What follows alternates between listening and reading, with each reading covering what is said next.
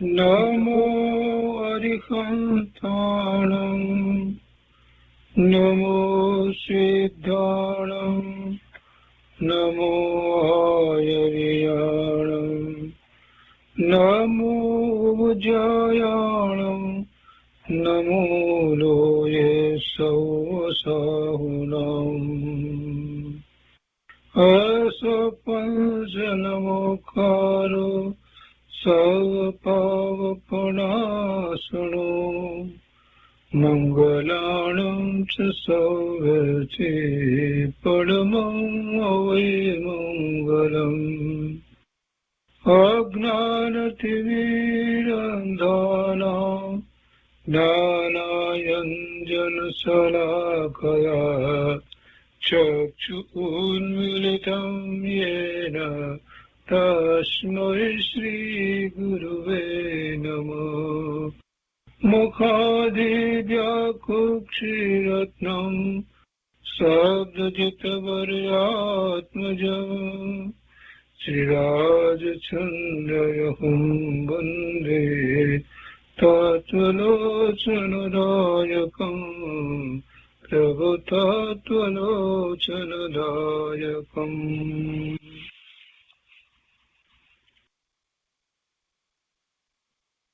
કૃપાળુદેવના વચનામૃતનો સ્વાધ્યાય.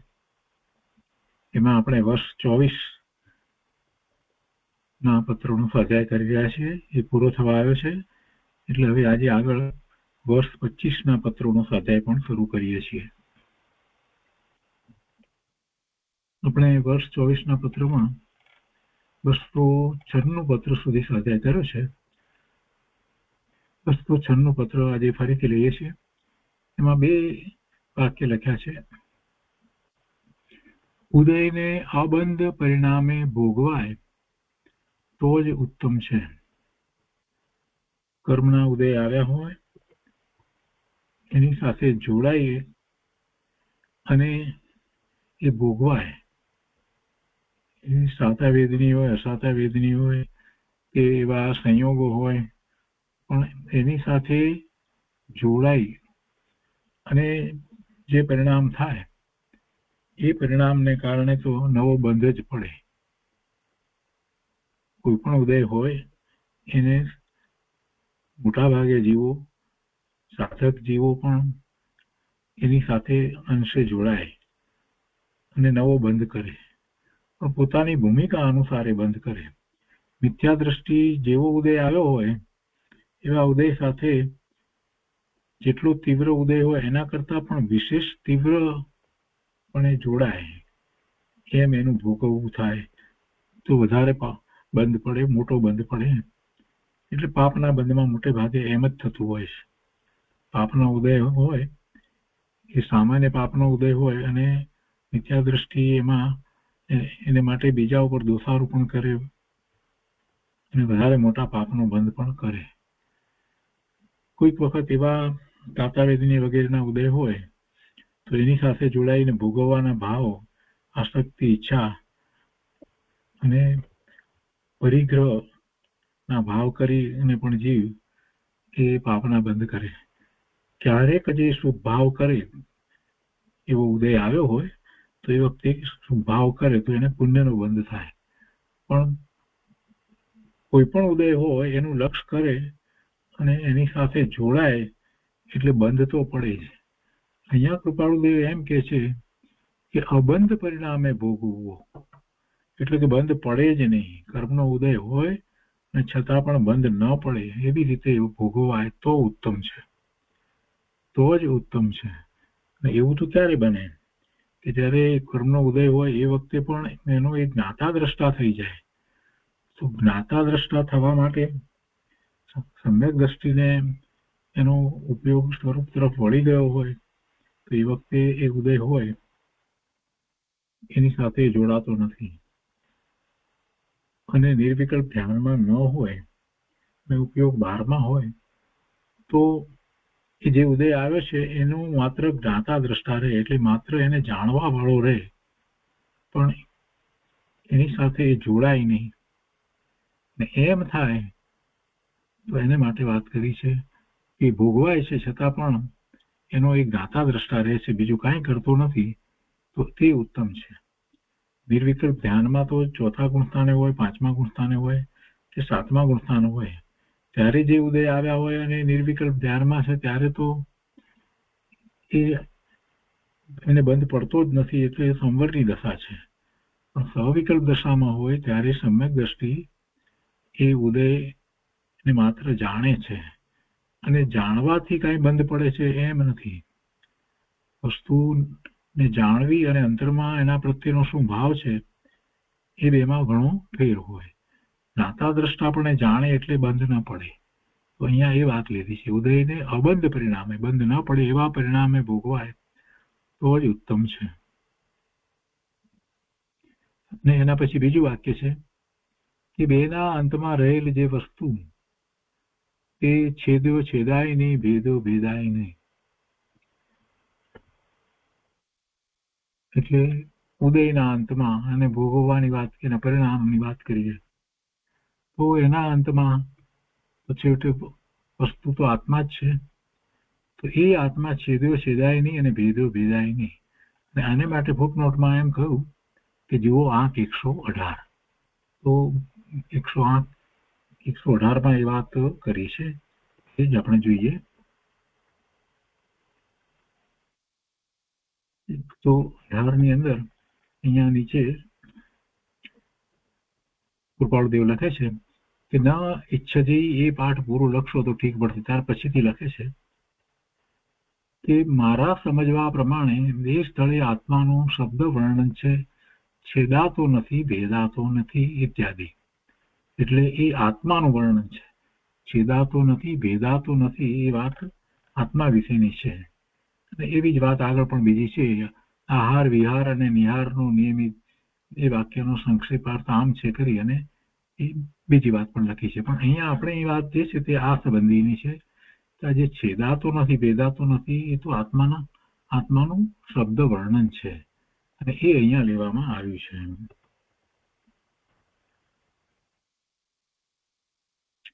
એટલે કે છે કે તે છેદ્યો છેદાય નહીં, ભેદ્યો ભેદાય નહીં. એટલે આત્મા છેદાતો નથી, ભેદાતો નથી. તો એ રીતે 296મો પત્ર પૂરો થયો. 297મો પત્ર છે.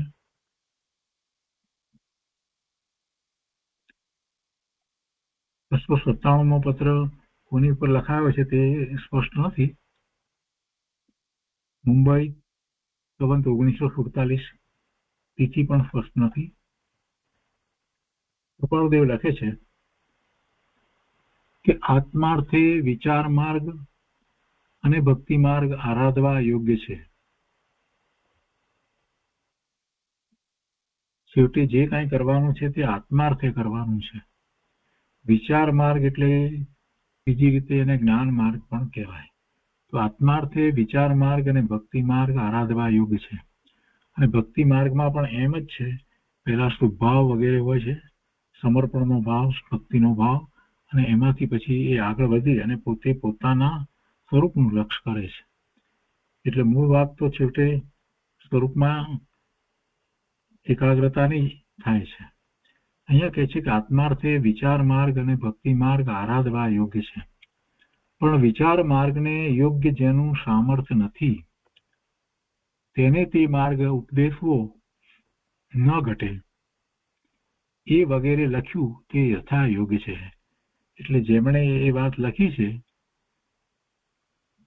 કે જેમને એવી ભૂમિકા ન હોય, જેમની એવી દશા ન હોય, જેમનું એવું સામર્થ્ય ન હોય વિચાર માર્ગને યોગ્ય, તો એમને એ માર્ગ ઉપદેશવો ન જોઈએ. એ વાતો પેલા લખી છે, જેમની ઉપર આ પત્ર લખાયો છે એમણે લખ્યું છે. તો કૃપાળુદેવ કહે છે કે તમે જે લખ્યું છે એ બરાબર છે, ઠીક છે, તો પણ તે વિશે કંઈ પણ લખવાનું ચિત્ત હાલમાં આવી શકતું નથી. એટલે લખનાર પત્ર જેમણે લખ્યો અને જેમણે પ્રશ્ન પૂછ્યો હશે એમાં તો એમનો ભાવ એવો હશે કે કૃપાળુદેવ આ વિશે કંઈક વિશેષ સ્પષ્ટતા કરે. પણ કૃપાળુદેવ લખે છે કે એ વિશે લખવાનું ચિત્તમાં હાલ આવી શકતું નથી.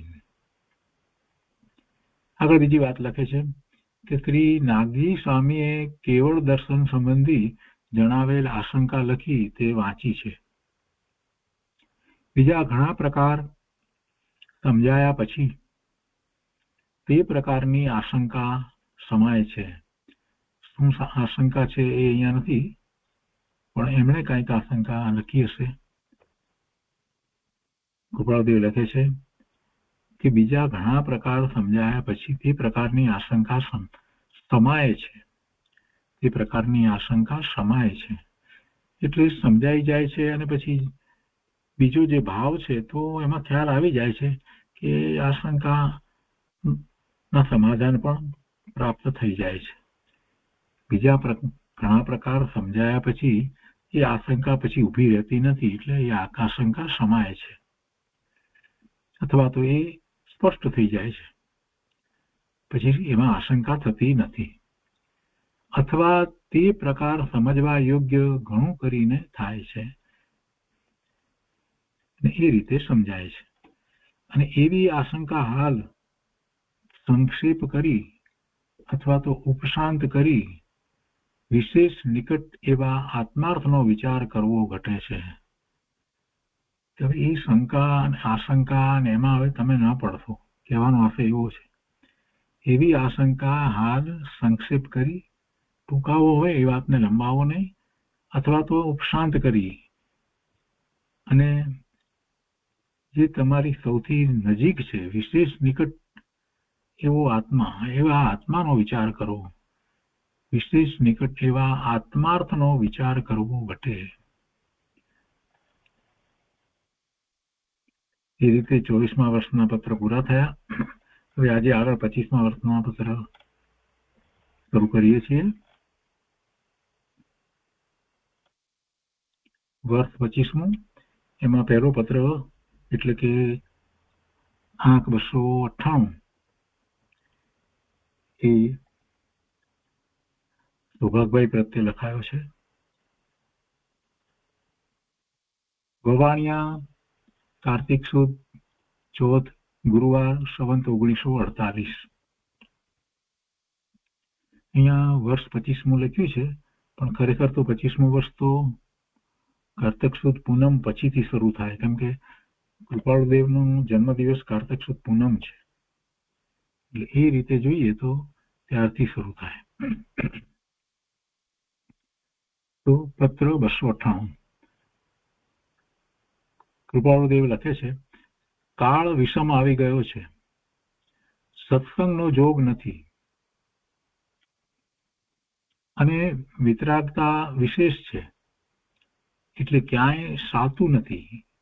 અર્થાત સાતું નથી એનો અર્થ કહે છે પોતે જ, અર્થાત મન વિશ્રાંતિ પામતું નથી. અનેક પ્રકારની વિટંબના તો અમને નથી, તથાપિ નિરંતર સત્સંગ નહીં એ મોટી વિટંબના છે, અને લોક સંગ રૂચતો નથી. અગાઉના બધા પત્રોમાં કૃપાળુદેવે સુભાગભાઈ પ્રત્યે આ વાત તો લખી જ છે કે સત્સંગ નથી. કૃપાળુદેવને પણ સત્સંગની ભાવના હતી, તો એ અત્યારે હાલમાં નથી, એ મોટી વિટંબના છે. એ સિવાય બીજી કોઈ વિટંબના તો નથી. અને એ માટે અગાઉ પણ પત્રમાં એમણે વાત લખી છે કે આ પંચમ કાળ છે અને એમાં એવો સત્સંગ થવો બહુ દુર્લભ છે. કૃપાળુદેવની અત્યારે વર્તમાન દશા પણ એવી વર્તે છે કે વિતરાગતા વિશેષ હોય, એટલે લખે છે કે કાળ વિષમ આવી ગયો છે, સત્સંગનો જોગ નથી અને વિતરાગતા વિશેષ છે. વિતરાગતા વિશેષ છે એટલે હવે બીજે ક્યાંય મન ચોંટતું નથી, ચિત્ત ક્યાંય લાગતું નથી, એટલે ક્યાંય સાતું નથી, અર્થાત ક્યાંય મન વિશ્રાંતિ પામતું નથી. સત્સંગ હોય તો મન એમાં વિશ્રાંતિ પામે, એટલે એ સત્સંગ નથી એ મોટી વિટંબના છે. અને કૃપાળુદેવ સૌભાગભાઈનો સત્સંગ ઈચ્છતા હતા. અને વળી છેલ્લી વાત એ લખે છે કે લોક સંગ રૂચતો નથી. લોક સંગ, લોકોનો સંગ હવે ગમતો નથી. એ પછી 299 છે પત્ર. એ કોની પર લખાયો છે તે સ્પષ્ટ નથી. એ પણ વવાણિયાથી લખાયો છે કે વવાણિયા કારતક સુદ 7મ રવિવાર સંવત 1948 ના દિવસે લખાયો છે. કૃપાળુદેવ લખે છે કે ગમે તે ક્રિયા, જપ, તપ કે શાસ્ત્ર વાંચન કરીને પણ એક જ કાર્ય સિદ્ધ કરવાનું છે. ગમે તે ક્રિયા, જપ, તપ કે શાસ્ત્ર વાંચન કરીને પણ એક જ કાર્ય સિદ્ધ કરવાનું છે. તે કે જગતની વિસ્મૃતિ કરવી અને સતના ચરણમાં રહેવું. જગતની વિસ્મૃતિ કરવી અને સતના ચરણમાં રહેવું. એટલે જગત તો છે, વિસ્મૃતિ કરવાની વાત કરી એટલે જગત છે, જગત નથી એમ નથી, પણ જગતની વિસ્મૃતિ કરવી એટલે જગતમાં રહેવા છતાં એની વિસ્મૃતિ થાય કેવી રીતે? એનો અર્થ શું? જગતને વિશે પોતે છે છતાં એની વિસ્મૃતિ કરવી એ કેવી રીતે બને? જ્ઞાનમાં તો જગત દેખાય જ છે, તો એની વિસ્મૃતિ કેવી રીતે કરવી? તો કહેવાનો આશય એવો છે કે એનું લક્ષ્ય ન કરવું, એના બદલાતા સ્વરૂપમાં કોઈ રીતે મોહિત ન થવું. ફક્ત બધું જ સ્વતંત્રપણે જે થવા યોગ્ય છે તે થઈ રહ્યું છે. જગતમાં 6 દ્રવ્ય છે, તો 6 દ્રવ્યનું પરિણમન સ્વતંત્ર દરેક દ્રવ્યથી પોતાથી જ થઈ રહ્યું છે, અને એ મને હિત કરતા પણ નથી અને અહિત કરતા પણ નથી. એટલે એમાં કોઈ પ્રકારે હવે રસ પડતો નથી. એટલે હવે એને વારંવાર યાદ કરી અને એના સંબંધી શુભાશુભ ભાવે ન થવું, એમ એની વિસ્મૃતિ કરવી. દેખાય, ભલે દેખાય, જગત દેખાય છે, જગતના પદાર્થો દેખાય, જે રૂપી પદાર્થો છે, ઇન્દ્રિય જ્ઞાનનો વિષય છે, દેખાય, છતાં પણ એના સંબંધી કોઈ વિચાર જ ના ઉત્પન્ન થાય તો એમ કહેવાય કે એની વિસ્મૃતિ કરી. અને વિસ્મૃતિ કરે એટલે કે એ તરફ ના વિકલ્પો ઉત્પન્ન ન થાય એવું ક્યારે બને? તો એને માટે કહ્યું છે કે સતના ચરણમાં રહેવું. એટલે પોતાનું જે શુદ્ધ સ્વરૂપ છે, જે વિદ્યમાન છે, સદાય છે, જેનું અસ્તિત્વ સદાય રહ્યું છે, એ સત છે, તેનું હોવાપણું છે, તો એના ચરણમાં રહેવું. એટલે એના જ વિચારમાં રહેવું. એટલે આપોઆપ જગતની, જગતના પદાર્થોની, જગતમાં ચાલી રહેલી બધી વિટમણાઓની, એ બધાની વિસ્મૃતિ થાય, એનું સ્મરણ ન થાય. ફક્ત સતના ચરણમાં રહેવું. એટલે કે છે કે ગમે તે ક્રિયા, જપ, તપ કે શાસ્ત્ર વાંચન કરીને પણ એક જ કાર્ય સિદ્ધ કરવાનું છે. અને એ કાર્ય શું કરવાનું છે? કે જગતની વિસ્મૃતિ કરવાની અને સતના ચરણમાં રહેવું, એ કાર્ય કરવાનું છે. અને એ કાર્ય કરવામાં શાસ્ત્ર વાંચન દ્વારા માહિતી જ્ઞાન પ્રાપ્ત થાય, જીનવાણી દ્વારા સાચું માર્ગદર્શન પ્રાપ્ત થાય, અને સાથે જ એ જ પ્રકારે ક્રિયા થાય, જપ, તપ વગેરે થાય. એટલે એનું જ લક્ષ્ય રહ્યા કરે, તો એમ સતના ચરણમાં રહેવાય. એ બધા નિમિત્ત કારણ છે. પોતાના સ્વભાવ ભાવે રહેવામાં, થવામાં એ બધા નિમિત્ત કારણ છે. આગળ કહે છે કે અને એ એક જ લક્ષ્ય ઉપર પ્રવૃત્તિ કરવાથી સતના ચરણમાં રહેવું અને જગતની વિસ્મૃતિ કરવી, એ લક્ષ્ય. તો કે એ એક જ લક્ષ્ય ઉપર પ્રવૃત્તિ કરવાથી જીવને પોતાને શું કરવું યોગ્ય છે અને શું કરવું અયોગ્ય છે એ સમજાય છે, સમજાતું જાય છે, સમજાય છે, અને પછી આગળ વધારે ને વધારે એ સ્પષ્ટ થતું જાય છે. આ જ કરવા યોગ્ય છે, આ કરવા યોગ્ય છે, ને એમાં કંઈક બીજું પણ સાથે કંઈક અંશે થતું હોય તો એ પણ આગળ સમજાય છે કે એ કરવા યોગ્ય નથી, એમાં સમય વેડફવા જેવો નથી. એ પણ સાથે ને સાથે સમજાતું જાય છે. આગળ કહે છે કે એ લક્ષ્ય આગળ થયા વિના જપ તપ ધ્યાન કે દાન કોઈની યથાયોગ્ય સિદ્ધિ નથી, અને ત્યાં સુધી ધ્યાન આદિક નહીં જેવા કામના છે. આ જે લક્ષ્ય જે છે, સતના ચરણમાં રહેવું અને જગતની વિસ્મૃતિ કરવી, એ એકમાત્ર લક્ષ્ય. તો એ લક્ષ્ય આગળ થયા વિના, એટલે કે એ પોતાનું ધ્યેય છે, એને હંમેશા પોતાના કાર્યક્ષેત્રમાં સર્વોચ્ચ રાખીને, એટલે પોતાને જો કાંઈ પણ કરવા જેવું હોય તો આ જ છે એમ એને આગળ રાખીને, એ લક્ષ્ય આગળ કર્યા વિના, એ લક્ષ્યને આગળ રાખ્યા વિના, એ જ માત્ર પોતાનું ધ્યેય છે એમ કર્યા વિના, એટલે કહે છે કે એ લક્ષ્ય આગળ થયા વિના જપ તપ ધ્યાન કે દાન વગેરે જે કંઈ શુભભાવ સહિતની જે ક્રિયાઓ છે એ કોઈનો જે જોઈએ જેવો જોઈએ તેવો લાભ થતો નથી. એટલે કહે છે કે કોઈની યથાયોગ સિદ્ધિ નથી. જપ તપ ધ્યાનની પણ યથાયોગ સિદ્ધિ થતી નથી. કેમ કે લક્ષ્ય સતના ચરણમાં રહેવું, સ્વરૂપના લક્ષ્ય પોતાને નિર્મળ પરિણામ થાય છે એવો જેને નિર્ણય થયો છે, એને તો એની જ ભાવના હોય છે, પોતાના સ્વરૂપની જ ભાવના હોય છે. એ સત છે, જે પોતાનું અસ્તિત્વ છે, શુદ્ધ વસ્તુ છે. તો એના ચરણમાં રહેવું એ એકમાત્ર લક્ષ્ય છે. એ લક્ષ્ય વિના જે કાંઈ કરવામાં આવે એનાથી કાંઈ લાભ થતો નથી.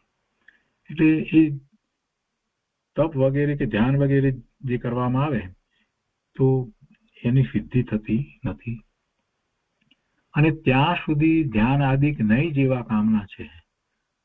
સ્વરૂપનું લક્ષ્ય નથી તો પછી ધ્યાન કોનું, શું, શાને માટે?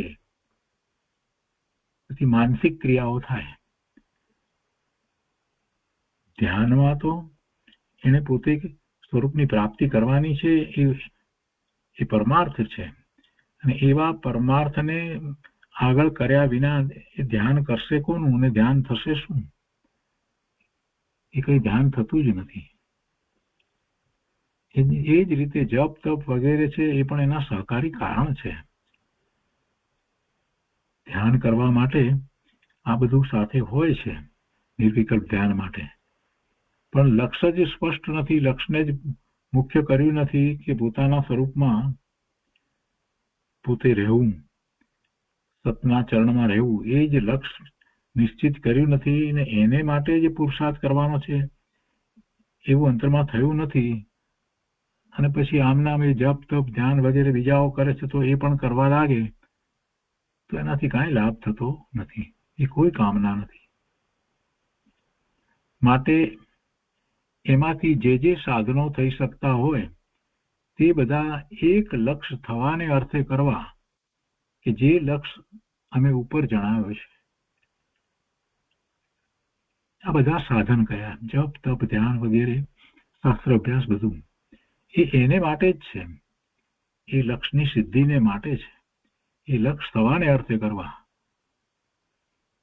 જપ તપ આદિ કઈ નિષેધવા યોગ્ય નથી, એનો અમે નિષેધ નથી કરતા, પણ શેને માટે કરવાના છે એ તો અંતરમાં સ્પષ્ટ હોવું જોઈએ ને. જપ તપ આદિ કઈ નિષેધવા યોગ્ય નથી, તથાપી તે બધા એક લક્ષ્યને અર્થે છે. મસતા કઈ કરવાથી કઈ સિદ્ધિ થતી નથી, અને એ કરવા વાળા જે છે, જે કરે છે, જેને સિદ્ધિ થાય છે તો એ લક્ષ્યની સિદ્ધિ થાય છે. કોઈ આ ક્રિયા છે એની સિદ્ધિ નથી હોતી, જે લક્ષ્યને માટે આ કરવામાં આવે છે એ લક્ષ્યની સિદ્ધિ થાય છે. એટલે કે છે કે એ બધા એક લક્ષ્યને અર્થે છે, એને માટે છે, અને એ લક્ષ્ય વિના જીવને સમ્યક તો સિદ્ધિ થતી નથી. એ લક્ષ્ય વિના પોતે સત છે ને સતના ચરણમાં રહેવું, એટલે એવો અનુભવ કરવો, અને પછી વારંવાર એવો અનુભવ કરવો, એમ સતના ચરણમાં રહેવાય. તો એવા સમ્યક્ત્વની સિદ્ધિ એ લક્ષ્ય વિના થતી નથી. એટલે સમ્યક્ત્વમાં પણ લક્ષ કરી અને પછી આગળ વધે છે તો એવા પરિણામ થાય છે, રત્નત્રયના પરિણામ થાય છે. તો સતના ચરણમાં રહેવું એનો જો વધારે વિશેષ અર્થ કરીએ તો પછી સમ્યક્ત્વથી આગળ વધીને એમાં જ સ્વરૂપને વિશે જ લીનતા કરવી, એમાં પણ એમ જ થાય સતના ચરણમાં રહેવું. સતના ચરણમાં રહેવું બીજો અર્થ એવી રીતે પણ થાય સતના આચરણમાં રહેવું, એટલે કે પોતાનો સ્વભાવ છે એવા સ્વભાવ ભાવે જ ચર્યા કરવી. અને એમ થાય છે તો સમ્યક્ત્વ પ્રગટ થાય છે. કૃપાળુદેવ છેલ્લે લખે છે કે વધારે શું કહીએ, ઉપર જણાવ્યું છે તેટલું જ સમજવાને માટે સઘળા શાસ્ત્રો પ્રતિપાદિત થયા છે. બધા શાસ્ત્રોની રચના એ માટે જ થઈ છે.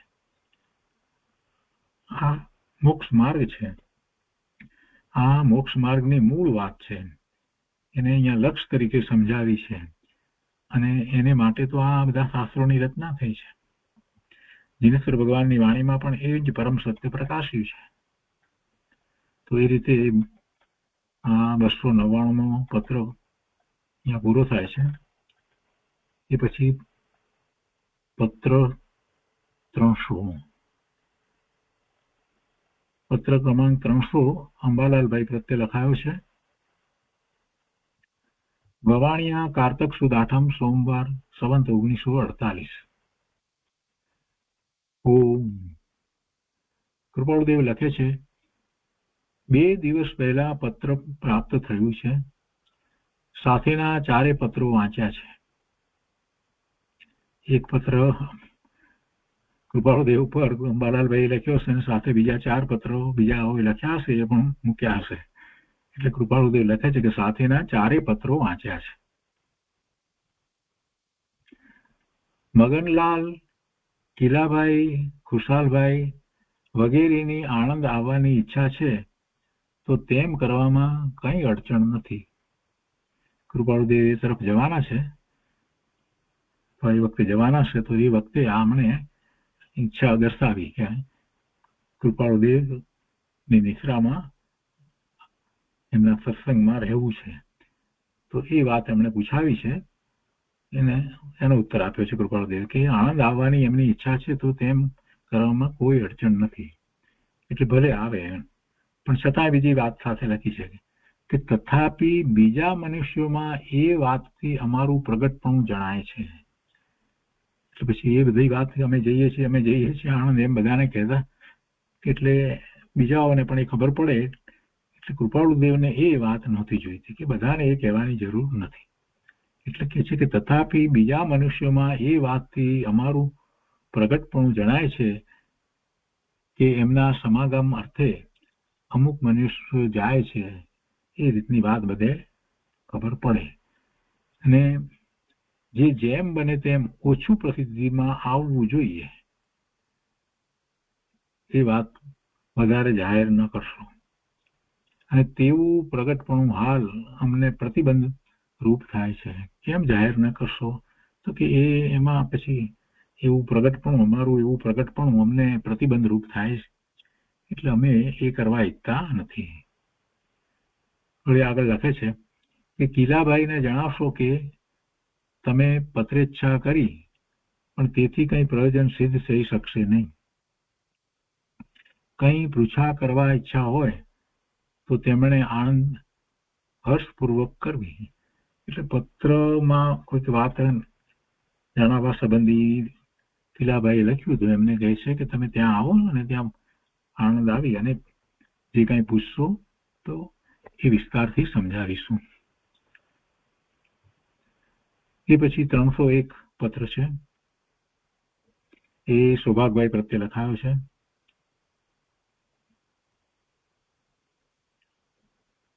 વવાણિયા કારતક સુદ 8મ સોમવાર સંવત 1948.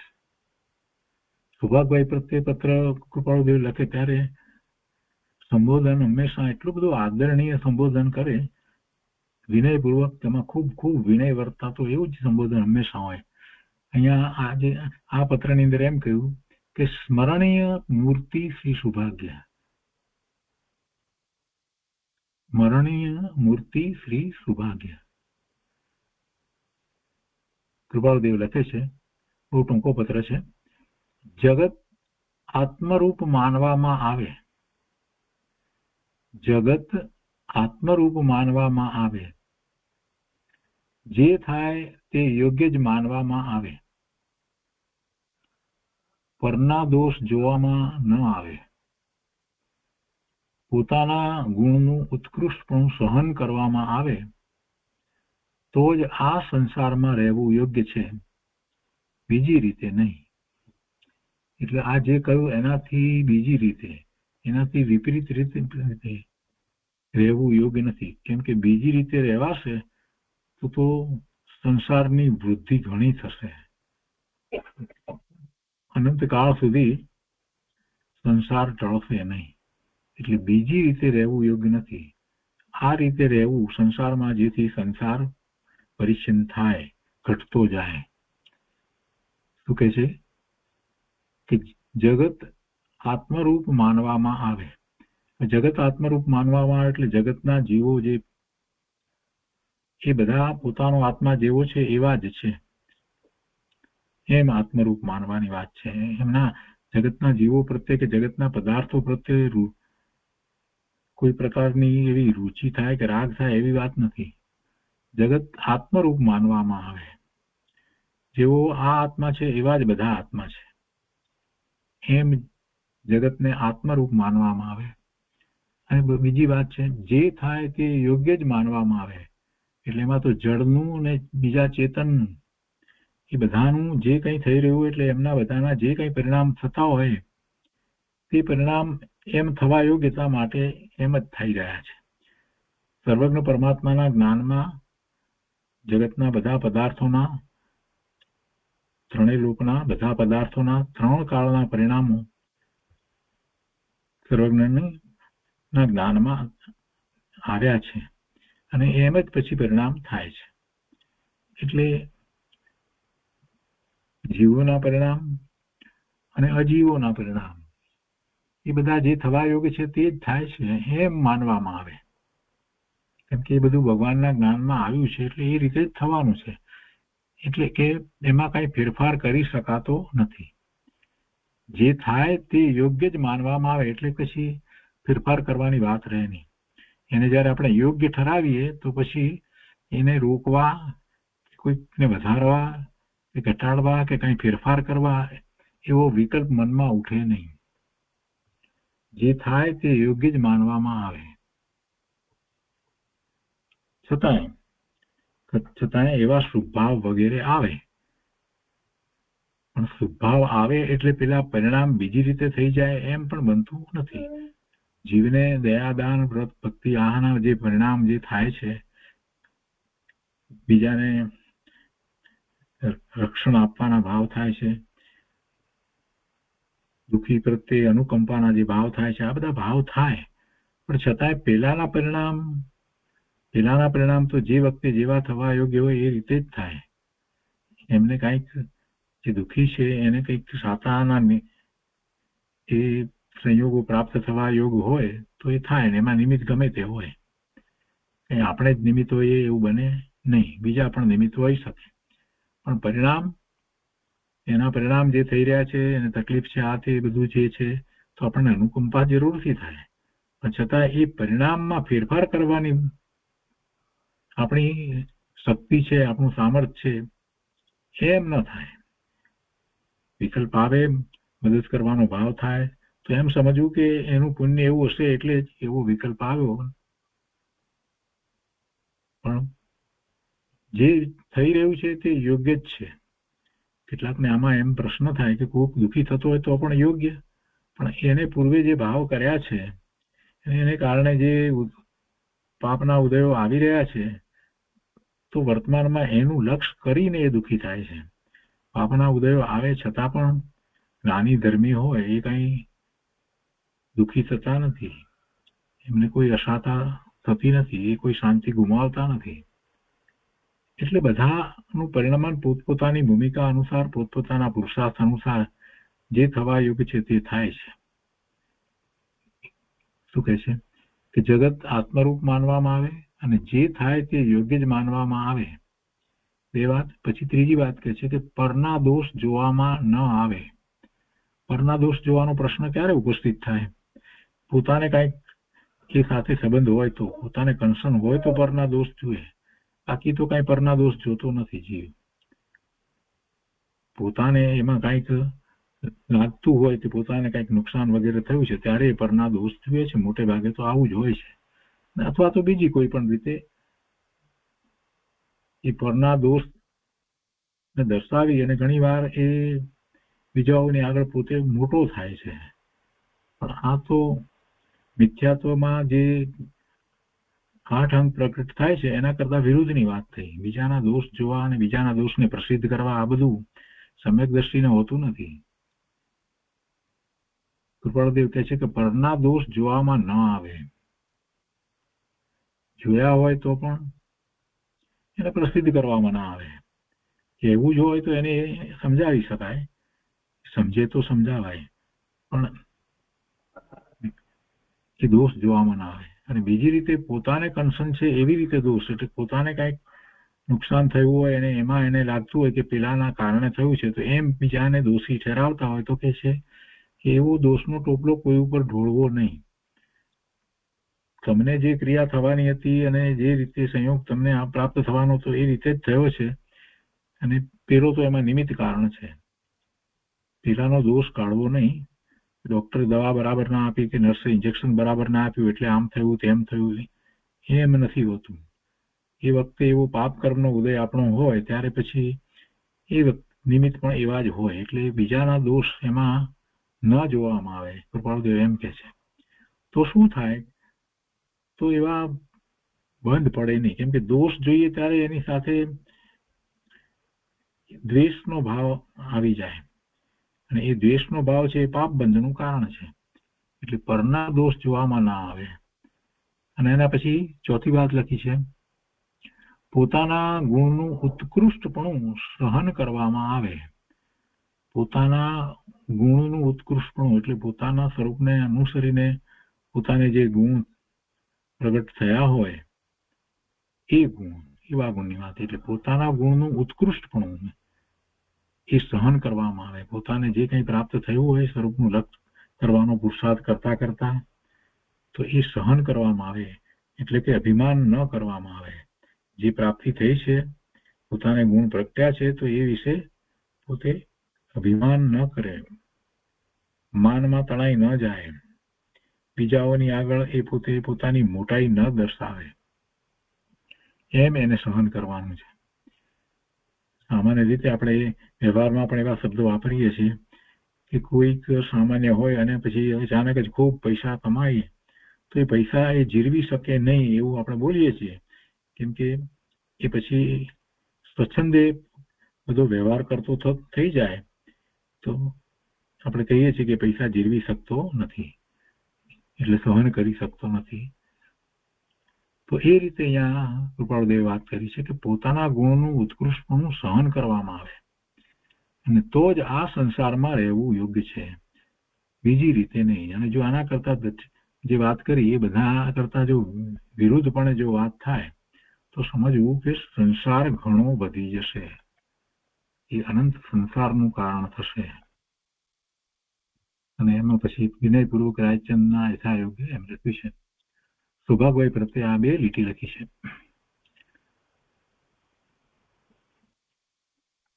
એ પછી પત્રાંક 302 છે, એ પણ સૌભાગભાઈ પ્રત્યે જ લખાયો છે.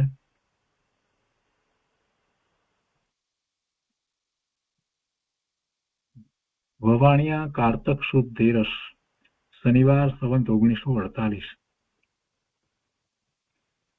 સત્યમ પરમ ધીમહિ, અને એનો જ અર્થ એમણે લખ્યો છે કે એવું જે પરમ સત્ય તેનું અમે ધ્યાન કરીએ છીએ. સત્યમ પરમ ધીમહિ, પરમ સત્ય તેનું અમે ધ્યાન કરીએ છીએ. પત્રમાં લખે છે, અત્રથી કારતક વદ ત્રીજ બુધના દિવસે એટલે બુધવારના દિવસે વિદાય થવા ઈચ્છા છે. કારતક સુદ 13 ના દિવસે પત્ર લખે છે અને લખે છે કે કારતક વદ 3 ના દિવસે એટલે 5મા દિવસે બુધવારે કૃપાળુદેવ ત્યાંથી વિદાય થવા ઈચ્છે છે. આગળ લખે છે કે પૂજ્ય શ્રી દીપચંદજી સ્વામીને વંદન કરી વિજ્ઞાપન કરશો કે જો તેમની પાસે કોઈ દિગંબર સંપ્રદાયનો ગ્રંથ માગધી, સંસ્કૃત કે હિન્દી હોય અને તે વાંચવા આપી શકાય તેમ હોય તો લઈ આપની પાસે રાખશો, અથવા તો તેવો કોઈ અધ્યાત્મ જ્ઞાન ગ્રંથ હોય તો તે વિશે પૂછા કરશો, એ વિશે પૂછજો. તેમની પાસેથી જો કોઈ ગ્રંથ તેવો પ્રાપ્ત થાય તો તે પાછો મોરબીથી તેમને 5-8 દિવસે પ્રાપ્ત થાય તેમ યોજના કરીશું. એટલે 5-7 દિવસ કે 8 દિવસમાં અમે મોરબીથી એમને પાછો મોકલીશું. મોરબીમાં બીજી ઉપાધિનો અભાવ કરવા માટે આ ગ્રંથ પૂછા કરી છે. અત્ર કુશળતા છે. કૃપાળુદેવનું મોરબી રહેવાનું થાય એ દરમિયાનમાં બીજી ઉપાધિમાં એમને નથી પડવું, એટલે કોઈક એવા ગ્રંથનું વાંચન કરવું છે, એટલે એમણે આ વાત લખી છે.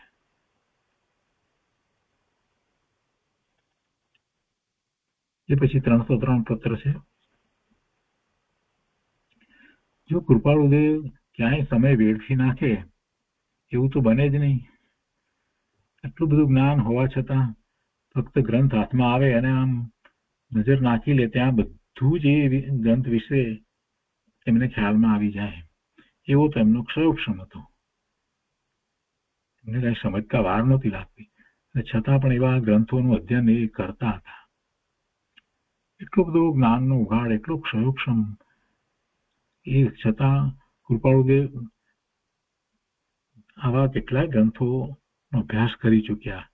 ફક્ત 33 વર્ષનું આયુષ્ય એ દરમિયાનમાં એમને કેટલાય ગ્રંથો વિશે કેટલું બધું જ્ઞાન હતું, અને એ પણ પરમાર્થે કોઈને પણ એમાંથી મોક્ષ માર્ગ બતાવી શકે એવું જ્ઞાન હતું. સામાન્ય વાંચન, સામાન્ય અર્થની તો કોઈ વાત નહીં. અને એના સિવાય એક બીજી મહત્વની વાત અહીંયા જે 302 ની અંદર આપણને પ્રાપ્ત થાય છે એ છે કે કૃપાળુદેવ કહે છે કે માગધી, સંસ્કૃત કે હિન્દીમાં હોય તો પણ કૃપાળુદેવને એ ગ્રંથ પ્રાપ્ત કરી અને એનું અધ્યયન કરવું છે. એટલે કૃપાળુદેવને ભાષાનો કોઈ વાંધો હતો જ નહીં. માગધી માં હોય તો પણ કૃપાળુદેવ એને સારી રીતે સમજવાના છે, સંસ્કૃતમાં હોય તો પણ અને હિન્દીમાં હોય તો પણ. એ વખતે કેટલાય ગ્રંથો હિન્દીમાં એના ભાષાંતર વગેરે કંઈક થયા હતા એટલે એ સમયમાં, અને અગાસથી એ બધા ગ્રંથો ફરીથી એને પ્રસિદ્ધ કરવામાં આવ્યા. એ બધું થયું હિન્દીમાં હતા, અને એ હિન્દીમાં જે ગ્રંથ હતા એ જ ગ્રંથને પૂજ્ય ગુરુદેવ કાંજી સ્વામીએ વાંચનમાં લીધા અને એની ઉપર પછી પૂજ્ય ગુરુદેવે પ્રવચનો આપ્યા. ગુજરાતી ભાષાંતર તો એ પછીથી થયા. એટલે જે વખતમાં પૂજ્ય ગુરુદેવ પ્રવચન આપતા હતા એ વખતે પણ બધા ગ્રંથોનું ગુજરાતી ભાષાંતર થયું ન હતું. એ વખતે હિન્દીમાં હતા, અને એ હિન્દીમાં પ્રકાશન જે થયા હતા એ અગાસથી થયા હતા. તો એ 302 ની વાત કરી. કૃપાળુદેવને ભાષા, બધી ભાષા આવડતી હતી. ત્યાં ભણવા ગયા હતા, ક્યાંય ભણવા નહોતા ગયા, પણ છતાં એ પોતાને એટલા બધા ભવોનું જાતિસ્મરણ જ્ઞાન હતું અને એટલો બધો એમનો જ્ઞાનનો ઉઘાડ હતો કે એમને ભાષા સંબંધી કાંઈ અડચણ આવતી જ નહીં.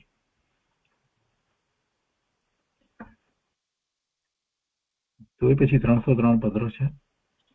વવાણિયા કારતક સુદ 13 શનિવાર સંવત 1948.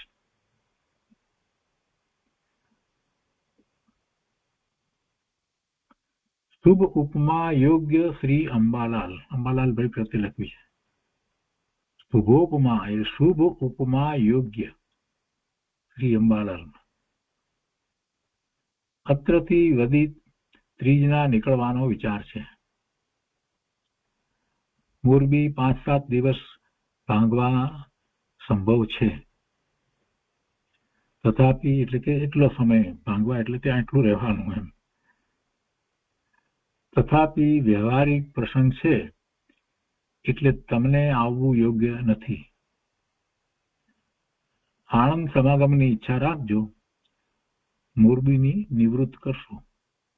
કૃપાળુદેવ વવાણિયાથી નીકળીને મોરબી જવાના છે અને 5-7 દિવસ ત્યાં એ કંઈક વ્યવહારિક પ્રસંગને કારણે ત્યાં રોકાવાનું થશે.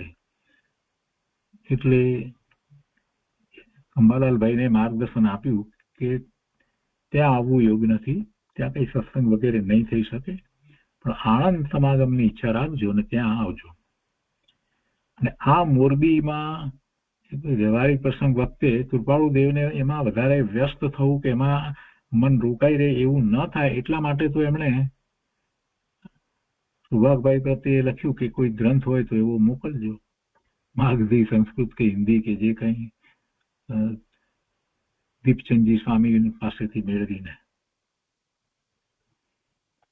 એટલે કૃપાળુદેવની એ વખતની કેવી દશા છે એનો આપણને એના ઉપરથી ખ્યાલ આવે છે કે સતત એ અધ્યાત્મમાં રત રહેતા હતા અને એવા ગ્રંથનું વાંચન, ચિંતન વગેરે પણ એમને હતું અને સતત રહેતું હતું. આગળ અહીંયા લખે છે કે વળી એક વાત સ્મૃતિમાં રહેવા જણાવીએ છીએ કે પરમાર્થ પ્રસંગમાં હાલ અમે પ્રગટ રીતે કોઈનો પણ સમાગમ કરવાનું રાખ્યું નથી. ફરીથી એ જ વાત લખી છે.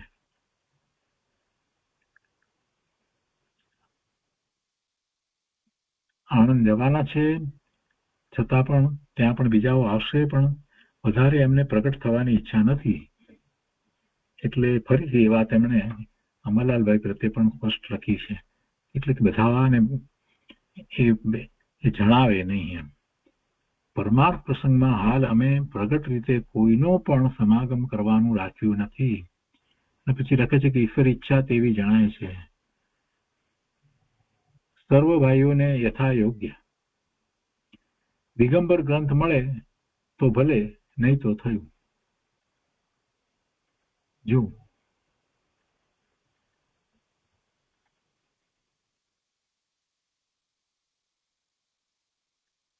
302 સૌભાગભાઈ પ્રત્યે જે વાત લખી અને પછી 303 અંબાલાલભાઈ પ્રત્યે પણ વાત લખી, તો બંનેમાં દિગંબર ગ્રંથ મેળવવાની વાત એમણે લખી છે બંનેની અંદર.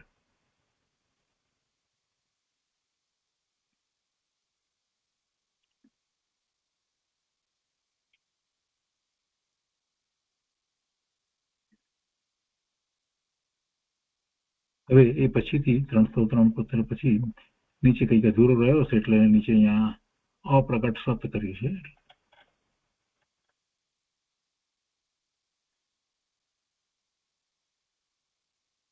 એ પછીથી પત્ર 304 પત્ર સુભાગભાઈ પ્રત્યે લખાયો છે, વિસ્તારથી લખ્યો છે. ભવાણિયા કારતક સુદ, પછી તિથિ નથી લખી, સંવત 1948. ઓમ કૃપાળદેવ સુભાગભાઈ પ્રત્યે લખે છે કે યથા યોગ્ય વંદન સ્વીકારશો. સમાગમમાં આપને 2-4 કારણો મન ખોલી વાત કરવા દેતા નથી. શું કે છે?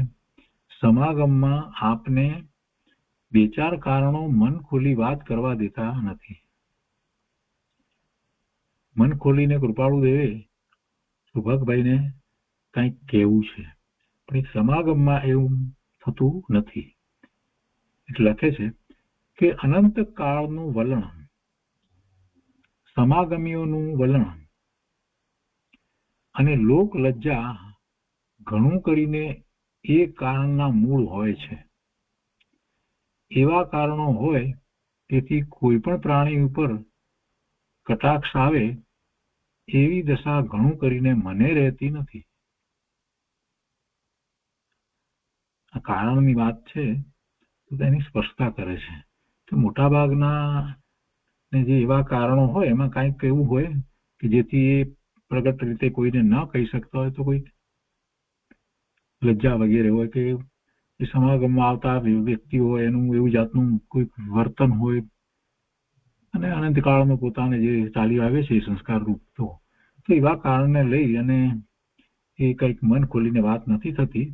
તો અહીંયા કહે છે કૃપાળુદેવ કે એવા કારણો હોય તેથી કોઈ પણ પ્રાણી ઉપર કટાક્ષ આવે એવી દશા ઘણું કરીને મને રહેતી નથી, એવા કારણો હોય તો. પણ હાલ મારી દશા કંઈ પણ લોકોત્તર વાત કરતા અટકે છે, અર્થાત મન મળતું નથી. મારી દશા કંઈ પણ લોકોત્તર વાત કરતા અટકે છે, અર્થાત મન મળતું નથી. લૌકિક વાત તો કરવી નથી, લોકોત્તર વાત કરવી છે, તો એ વાત કરતા પણ કાંઈક અટકે છે, મન મળતું નથી. એટલે અત્યારે વર્તમાન કૃપાળુદેવની જે દશા વર્તી રહી છે એમાં એ પ્રગટપણે પરમાર્થની વાત ખૂબ ખૂબ પહેલા જે રીતે કરતા હતા એ રીતે કરે એમ અત્યારે એમને લાગતું નથી. પરમાર્થ મૌન, હવે આગળ લખે છે કે પરમાર્થ મૌન એ નામનું એક કર્મ હાલ ઉદયમાં પણ વર્તે છે.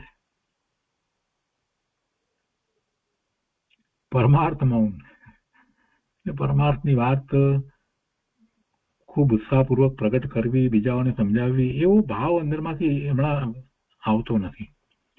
એટલે એમ પરમાર્થ મૌન એ નામનું એક કર્મ હાલ ઉદયમાં પણ વર્તે છે. તેથી ઘણા પ્રકારની મૌનતા પણ અંગીકૃત કરી છે. એટલે ઘણી રીતે મૌન રહેવાય છે. એટલે ઘણી બધી વાતમાં કૃપાળુદેવ કાંઈ કહેતા નથી. અર્થાત પરમાર્થ સંબંધી વાતચીત કરવાનું ઘણું કરીને રાખવામાં આવતું નથી. તેવો ઉદયકાળ છે. ક્વચિત સાધારણ માર્ગ સંબંધી વાતચીત કરવામાં આવે છે, નહીં તો એ વિષયમાં વાણી વડે તેમજ પરિચય વડે મૌન્યતા અને શૂન્યતા ગ્રહણ કરવામાં આવી છે. પરમાર્થના માર્ગની વાત એમાં કૃપાળુદેવ અત્યારે કંઈ ખાસ વિશેષ કહેતા નથી.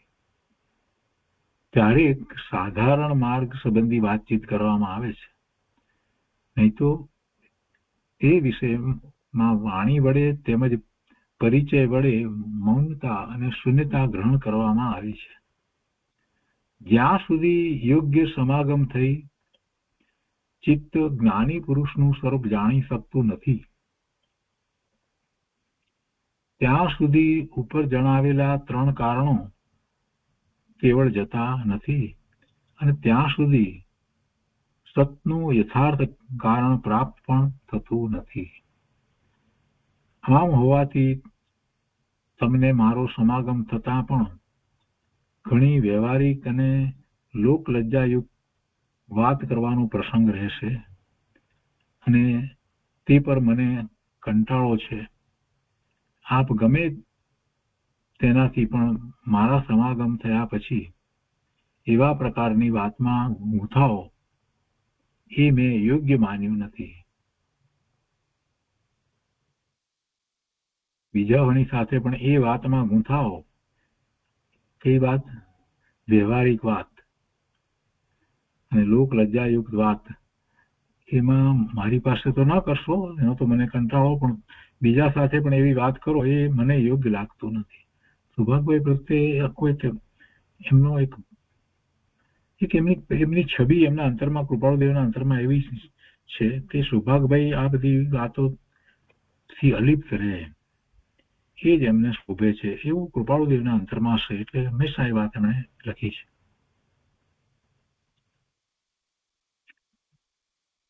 તો આજનો સ્વાધ્યાય અહીંયા સુધી રાખીએ છીએ.